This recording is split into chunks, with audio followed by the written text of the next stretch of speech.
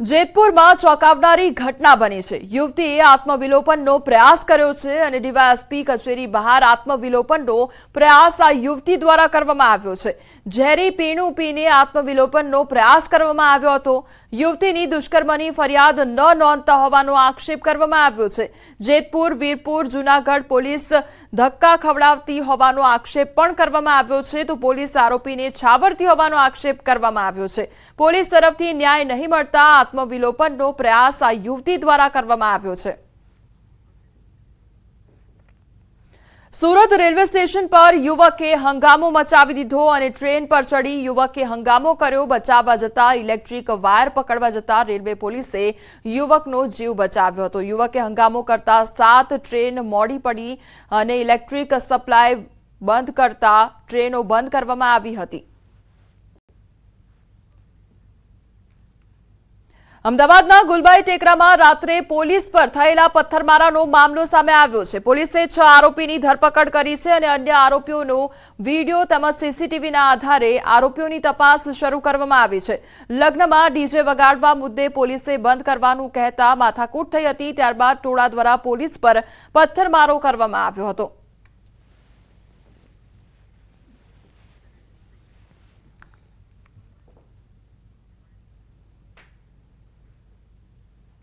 તાત્કાલિક આજુબાજુની મોબાઈલો અને પોલીસની કાર્યવાહી 5 મિનિટમાં બધા સર્વે જગ્યાએ પહોંચી ગયેલા અને એ જે ડીજેનો સાઉન્ડવાળો જે રાઇસર ટેમ્પો હતો એની સાથે પોલીસ કોન્સ્ટેબલને બેસાડી અને પોલીસ સ્ટેશન લઈ જઈ અને કાર્યવાહી કરવા માટેની તજવીજ કરતા હતા। એ દરમિયાનમાં અંધારામાંથી દૂરમાંથી આસપાસના લોકો એકઠા થયેલા હતા, 25 થી 30 જેટલા। એમને પોલીસ ઉપર જે ઈંટો અને પથ્થરોના ઘા કરેલ હતા, જેના ભાગરૂપે આ નરવતસિંહને ગાલના ડાબી બાજુના ભાગે તેમજ કપાળમાં ભાગે પથ્થરો વાગતા સાદી ઈજા થયેલી છે।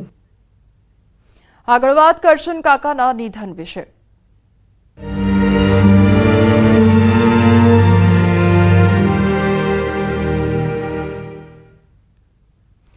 મહેસાણાના કડીના ધારાસભ્ય કરશનભાઈ સોલંકીનું નિધન થયું છે અને કરશનભાઈના નિધન બાદ પ્રધાનમંત્રી મોદીએ એક્સ પોસ્ટ પર શ્રદ્ધાંજલિ પાઠવી છે।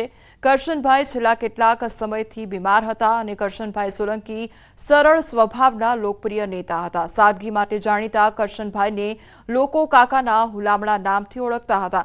સરળ સ્વભાવના લીધે તેમના મત વિસ્તારના લોકો ખૂબ જ સરળતાથી પોતાની સમસ્યા માટે ધારાસભ્યને મળી શકતા હતા। ત્યારે કરશનભાઈની વિદાયથી કડીમાં શોકનો માહોલ છવાયો છે। કરશનભાઈ સોલંકી 2022ની ગુજરાત વિધાનસભાની ચૂંટણીમાં ભારતીય જનતા પાર્ટીનું પ્રતિનિધિત્વ કરતા કડી વિધાનસભા મત વિસ્તારમાંથી જીત્યા હતા। વિધાનસભાના કડીના ધારાસભ્ય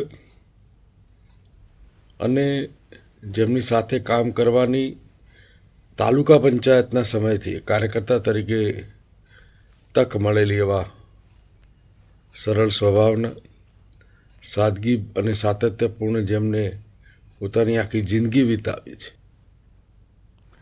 જૂનાગઢના બાંટવા નગરપાલિકામાં ભાજપની બહુમતી અને 6 વોર્ડની 24 બેઠકમાંથી 15 બેઠક પર ભાજપનો વિજય થયો છે। ગઈકાલે કોંગ્રેસના 9 ઉમેદવારોના ફોર્મ રદ થયા હતા। આજે કોંગ્રેસના વધુ 6 ઉમેદવારોએ ફોર્મ પરત ખેંચી લીધા છે। હવે બાંટવામાં 9 બેઠકો પર ચૂંટણી યોજાશે અને સ્થાનિક સ્વરાજની ચૂંટણી કોંગ્રેસમાં ભંગાણ થવાનું યથાવત જોવા મળ્યું છે।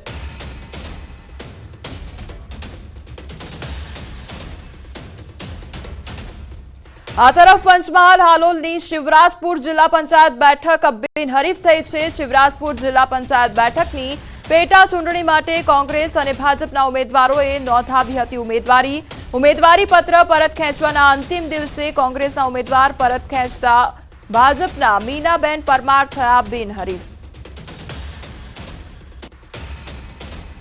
માનનીય ધારાસભ્ય તેજસ્વી પરમારના માર્ગદર્શન હેઠળ વિકાસ ચાલી રહ્યો છે, જેની અંદર બેને કોંગ્રેસના ઉમેદવારે પણ સમર્થન કર્યું અને એમના સમર્થનની અંદર ફોર્મ પાછું ખેંચીને આજે એ શિવરાજપુર જિલ્લા પંચાયત ભારતીય જનતા પાર્ટીની બિનહરીફ થવા જઈ રહી છે, બિનહરીફ થઈ ગઈ છે। ચૂંટણીના ફોર્મ ચકાસણીના અંતિમ દિવસે ઉમેદવારોનું ચિત્ર સ્પષ્ટ થયું છે અને ઝાલોદ નગરપાલિકા ચૂંટણી માટે 28 બેઠકો માટે 162 ફોર્મમાંથી 129 ફોર્મ માન્ય જ્યારે 33 ફોર્મ રદ થયા છે। દેવગઢ બારિયા નગરપાલિકા ચૂંટણી માટે 24 બેઠકો માટે 122 ફોર્મમાંથી 92 ફોર્મ માન્ય જ્યારે 30 ફોર્મ રદ થયા છે। તો પીપેરો જિલ્લા પંચાયત સીટ માટે 6 ફોર્મમાંથી 2 ફોર્મ રદ 4 ફોર્મ માન્ય થયા છે। આ તરફ પીપલોદ તાલુકા પંચાયત બેઠક પર કોંગ્રેસ ઉમેદવારનું મેન્ડેટ અને ટેકેદારો નહીં આવતા પીપલોદ બેઠક પર ભાજપનો ભગવો લહેરાયો છે। યુસીસી મુદ્દે રાજ્ય સરકારે રચેલી કમિટીને લઈ રાજકોટ ધારાસભ્ય દર્શિતા શાહે આનંદ વ્યક્ત કર્યો છે। તેમણે કહ્યું છે કે યુસીસી લાગુ થવાથી તમામ નાગરિકોને સમાન હક અને કાયદો લાગુ પડશે। ઉત્તરાખંડ પછી ગુજરાત સમગ્ર રાષ્ટ્રમાં બીજું રાજ્ય એવું છે કે જે ટૂંક સમયમાં યુસીસીનો નિર્ણય લાગુ કરશે। ખૂબ આનંદની વાત છે કે યુસીસીના નિર્ણય લાગુ કરવાથી તમામ નાગરિકોને સમાન હક અને સમાન અધિકાર મળી રહેશે। લાલ મરચાએ આ વખતે ખેડૂતોને રડાવ્યા છે। મરચા વાવતા ખેડૂતો માટે માઠા સમાચાર સામે આવ્યા છે કારણ કે છેલ્લા 5 વર્ષની સરખામણીએ લાલ મરચાના આ વર્ષે સૌથી નીચા ભાવ ખેડૂતોને મળી રહ્યા છે। તો આ વર્ષે મરચાના 1100 રૂપિયાથી લઈને 2600 સુધીના ભાવ મળી રહ્યા છે। ગુજરાત ઉપરાંત અન્ય રાજ્યમાં મરચાનું ઉત્પાદન થયું છે જેમના કારણે રાજકોટ પંથકનું મરચું બહારના રાજ્યમાં વેચાઈ નથી રહ્યું જેથી ખેડૂતોને ભાવ નીચા મળી રહ્યા છે। તો વેપારીઓનું કહેવું છે કે દર વર્ષ કરતા આ વર્ષે મરચાની આવક પણ ઘણી ઓછી છે। મરચાના ભાવ ગયા વર્ષ કરતા ઘણા નીચા છે। ગયા વર્ષે 20 કિલોના હતા 3500 થી 5000 રૂપિયા સુધી, આ વખતે 2000 થી 2200 સુધી છે। ગયા વખતે કરતા તમે 40% ઘટાડો કરી શકો। મરચું ઘણું વાવ્યું હતું પણ ભાવ પૂરતો મળતો નથી એટલે અમારે મજૂરીના એમાંથી નીકળતા નથી। બહુ મહેનત કરવી પડે ત્યારે મરચું થાય છે। રાજકોટ પંથકમાં મરચા વાવતા ખેડૂતોની હાલત ખરાબ થઈ ગઈ છે। આ મરચું લાલ મરચું છે તે ખેડૂતોને અત્યારે તીખું લાગી રહ્યું છે કેમ કે ગયા વર્ષ કરતાં જે ભાવ છે તેમાં આશરે 40% જેટલો ઘટાડો આવ્યો છે। ગયા વર્ષે જે ભાવ મળતા હતા તે નીચામાં 1500 રૂપિયા જેટલા મળતા હતા, જે ઉચ્ચમાં 3800 રૂપિયા સુધી મળતા હતા। એ જ ભાવ આ વર્ષે ક્યાંક 1100 રૂપિયા જે છે એ નીચામાં મળી રહ્યા છે જ્યારે ઊંચામાં 2400 રૂપિયા જેટલા ભાવ મળી રહ્યા છે। એટલે કે કહી શકાય કે જે તનતોડ મહેનત કરીને વાવેલું આ મરચું છે તે ક્યાંક ને ક્યાંક ખેડૂતોને તીખું લાગી રહ્યું છે। તેમના 40% જેટલા ભાવ નીચે આવી રહ્યા છે। ગયા વર્ષે આ જ મરચાનો પટ છે તે આખો ભરાયેલો જોવા મળતો હતો પરંતુ અત્યારે જે છે આ મરચાનો પટ ખાલી જોવા મળી રહ્યો છે। આવક પણ ઘટી છે। બીજી તરફ ખેડૂતોની જે છે એ ખેડૂતોની આર્થિક આવક ઘટી છે, બીજી તરફ મરચાની પણ આવક ઘટી છે એટલે ક્યાંક ને ક્યાંક ખેડૂતોમાં પણ નિરાશા જોવા મળી રહી છે। જોકે આજે આગામી સમયમાં આ ભાવની સ્થિતિ કેવી છે તે પણ જોવાનું રહ્યું। હાર્દિક જોશી, ન્યૂઝ 18 ગુજરાતી, રાજકોટ। ઉપલેટાના પાટણવાવ રોડ પર ભાદર નદીના કાંઠે આવેલ નગરપાલિકા સંચાલિત એનિમલ હોસ્ટેલ પાસેના કેરીના બાગમાંથી દીપડો પાંજરે પુરાયો અને કમલભાઈ મનસુખભાઈ દોશીના કેરીના બાગમાં રહેતા ધવલ મોરી નામના માલધારીએ ગતરોજ દીપડાને જોતા ફોરેસ્ટ વિભાગને જાણ કરી હતી। ફોરેસ્ટ વિભાગની ટીમ ઘટનાસ્થળે પહોંચી તપાસ હાથ ધરી હતી જેમાં ગત મોડી રાત્રે મારણ કરવા આવનાર દીપડો આખરે પાંજરે પુરાતા આસપાસના વિસ્તારના ખેડૂતો અને માલધારીઓએ રાહતનો શ્વાસ લીધો હતો। ઉલ્લેખનીય છે કે માત્ર 5 દિવસ પહેલા પણ એનિમલ હોસ્ટેલ પાસેથી એક દીપડો પાંજરે પુરાયો હતો જેમાં ફોરેસ્ટ વિભાગની ત્વરિત કામગીરીને લઈને ખેડૂતો અને માલધારીઓએ ફોરેસ્ટ તંત્રનો આભાર માન્યો છે। દીપડો પરમ દિવસે કાલે અમે જોયો હતો રાતે અને આજે કાલે અમે જાણ કરતા વન વિભાગ વાળાઓને તે આજે સવારે એને પિંજરુની સગવડ કરી આપી છે અમને અને અત્યારે સાંજે 9 કલાકે દીપડો પાંજરે પુરાઈ ગયો છે અને અમે બધાએ રાહતનો શ્વાસ મેળવ્યો છે। ઉપલેટા પાટણવાવ રોડ ઉપર એનિમલ હોસ્ટેલ ગૌશાળા પાસે કમલભાઈ મનસુખભાઈ દોશીની વાડીએ પિંજરું ગોઠવેલું હતું। દીપડાના સગડ અને મેસેજ મળતા આજે અમે પિંજરું ગોઠવેલું તો તેમાં રાત્રે 9 કલાકે દીપડો પાંજરે પુરાયેલ છે અને આની પહેલાં પણ 29/1ના રોજ ભીમભાઈ લાખાભાઈ ભારાઈની નેસના વિસ્તારમાં પણ દીપડો પાંજરે પુરાયેલ છે। હિન્દુ હૃદય સમ્રાટ શિવાજી મહારાજની પ્રતિમાનું જાપાનના ટોક્યોમાં જાપાનના યુવરાજના હસ્તે સ્થાપન થશે અને જાપાનમાં સ્થાપન પહેલા પ્રતિમા અમદાવાદ ખાતે પહોંચે. અમદાવાદના મેયર પ્રતિભા જૈન, ભાજપ ધારાસભ્યોએ મૂર્તિ પૂજન અને આરતી કરી આગામી દિવસોમાં રાજ્યભરમાં રથયાત્રા જશે. મહત્વનું છે કે મહારાષ્ટ્રના અલગ અલગ 11 કિલ્લામાંથી માટી લઈ જઈ જાપાનમાં સ્ટ્રક્ચર તૈયાર કરવામાં આવ્યું છે. हमारी संस्था एक सामाजिक संस्था है, पुणे महाराष्ट्र से हम लोग हैं.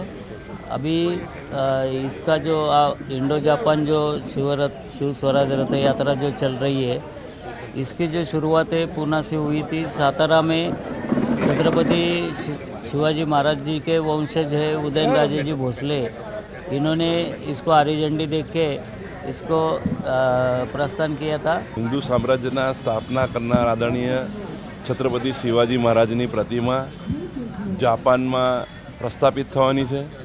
આ સ્ટીલની પ્રતિમા છે અને જાપાનના ધરતીકંપવાળા વાતાવરણને અનુરૂપ સ્ટીલની પ્રતિમાઓ પર ફાઇબર ચડાવી અને આખા દેશમાં પરિભ્રમણ કરીને દેશના બધા જ મોટા રાજ્યોમાં શહેરોમાં ફરીને આજે અમદાવાદ આવી રહી છે. આપણા માટે ગૌરવની વાત છે.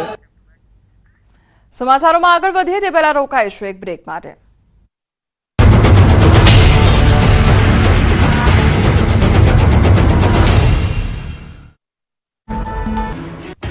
ગુજરાતમાં માવઠાની આગાહીના પગલે રાજ્યમાં વાદળછાયું વાતાવરણ છવાયું છે. ગામડાઓથી લઈને શહેરો સુધી સૂર્ય દેવતા ગાયબ થઈ ગયા અને ચિંતા લઈને વાદળો આવી ચડતા ખેડૂતોની ચિંતામાં વધારો થયો. ખાસ કરીને ઉત્તર ગુજરાત, મધ્ય ગુજરાત અને સૌરાષ્ટ્રના કેટલાક ભાગોમાં વાતાવરણમાં પલટો જોવા મળ્યો. બીજી તરફ હવામાન નિષ્ણાંત અંબાલાલ પટેલે પણ ખેડૂતોના જીવ અદ્ધર થઈ જાય તેવી આગાહી કરી. અંબાલાલના મતે માવઠાનો ખતરો ટળ્યો નથી. ગુજરાતમાં હાલ માવઠાની તીવ્રતા ઘટી છે, પરંતુ જગતના તાત પર ચિંતાના વાદળો છવાયા છે. 5 ફેબ્રુઆરી સુધી વાદળછાયું વાતાવરણ રહેશે, જે બાદ જે વાતાવરણ કરવટ બદલશે. ઉત્તર ગુજરાતના ભાગોમાં 2 દિવસ છાંટા પડી શકે. પંચમહાલમાં પણ 2 દિવસ છાંટા પડી શકે. નબળી સિસ્ટમથી મોટા માવઠાની શક્યતા નથી. 5 થી 8 ફેબ્રુઆરી સુધી ગુલાબી ઠંડીનો અહેસાસ થશે. 23મી ફેબ્રુઆરીએ ફરી એક પશ્ચિમી વિક્ષેપ આવશે. ફેબ્રુઆરીના અંતમાં ફરી એક વખત માવઠા જેવી સ્થિતિ બનશે. ઉત્તર પૂર્વીય ભાગોમાં પશ્ચિમી વિક્ષેપના કારણે અને દક્ષિણ પૂર્વીય ભાગોમાં થતા એન્ટી સાયક્લોન કારણે બંગાળના ઉપસાગરનો ભેજ અને અરબ સાગરના ભેજના કારણે માવઠાની શક્યતા છે.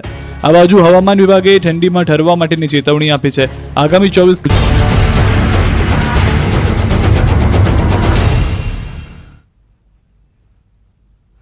બ્રેક બાદ આપનું સ્વાગત છે. સમાચારમાં આગળ વધીએ તો કામરેજ ગામે વગર વરસાદે રસ્તા પર પાણી ભરાઈ ગયું છે.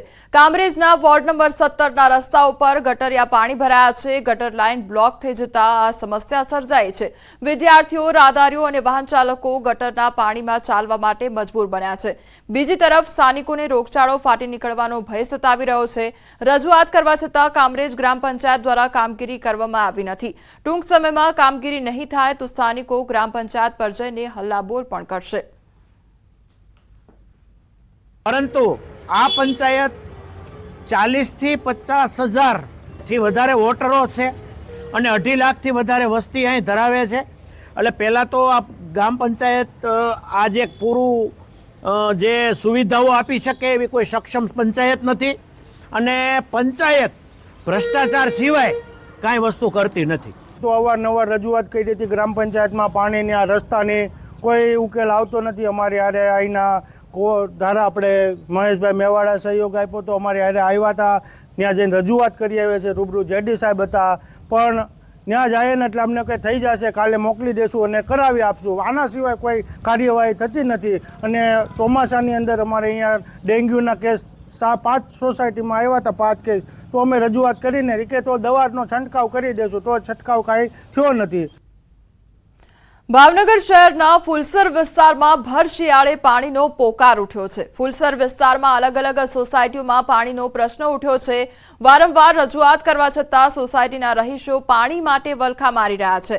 પ્રધાનમંત્રી આવાસ યોજનામાં છેલ્લા 15 દિવસથી પીવાનું પાણી નથી મળી રહ્યું, તો આ તરફ ફુલસર વિસ્તારમાં સંત તુલસીદાસ સોસાયટીમાં ફક્ત 10 થી 15 મિનિટ સુધી જ પાણી આપવામાં આવે છે. તે પણ અત્યંત લો પ્રેશરમાં આવતું હોવાથી લોકો સબમર્સિબલ પંપ દ્વારા પાણીની લાઇનમાંથી પાણી ખેંચે છે, જેના કારણે અનેક લોકો પાણીથી વંચિત રહે છે. આવી તો અનેક સોસાયટી છે કે જ્યાં પાણીની સમસ્યાથી લોકો ઝઝૂમી રહ્યા રહ્યા છે, ત્યારે વસાહતના રહીશો પાણીના પ્રશ્નની રજૂઆત કરવા માટે મહાનગરપાલિકાની કચેરીએ દોડી આવ્યા હતા અને પાણીની સમસ્યાનો ઉકેલ લાવવા ઉગ્ર માંગ પણ કરી હતી. છેલ્લા 15 દિવસથી કોઈના ઘરે પાણી આવતું નથી, નથી ટાંકામાં કોઈ સ્ટોક થતો, નથી મોટરમાં પાણી ઉપર ચડતું. એની હિસાબે બધા પબ્લિક હેરાન થાય છે. બરોબર, નથી ઉપપ્રમુખ જવાબ દેતા, નથી પ્રમુખ જવાબ દેતા, નથી ખજાનચી જવાબ દેતા. બધા ખજાનાનું ધ્યાન રાખવા બેઠા છે એવો જવાબ આપે છે. 15 દિવસથી પાણી આવતું નથી તો બીએમસી માં અમે રજૂઆત કરવા છતાં અમને કોઈ જવાબ મળતો નથી અને પ્રમુખ જે બનાવ્યા છે એ પ્રમુખ અમને જવાબ દેતા નથી. એ પ્રમુખ એમ કે પછી વાત આ કેટલી વખત અમે રજૂઆત કરી. એક તરફ અકસ્માતો ઘટાડવા સરકાર જાગૃતિ અભિયાન ચલાવે છે, તો બીજી તરફ રોડ રસ્તાઓના દ્રશ્યો જ સરકારના જાગૃતિ અભિયાન પર પાણી ફેરવી દે છે. વાત કરીએ વડોદરા શહેરની, તો વડોદરાનું વહીવટી તંત્ર ખુદ વાહન ચાલકોના જીવ જોખમમાં મૂકી રહ્યું છે તેવું લાગી રહ્યું છે. શહેરના મોટા ભાગના રસ્તાઓ પર અઢળક સ્પીડ બ્રેકર તો છે, પણ એના પર સફેદ પટ્ટા નથી.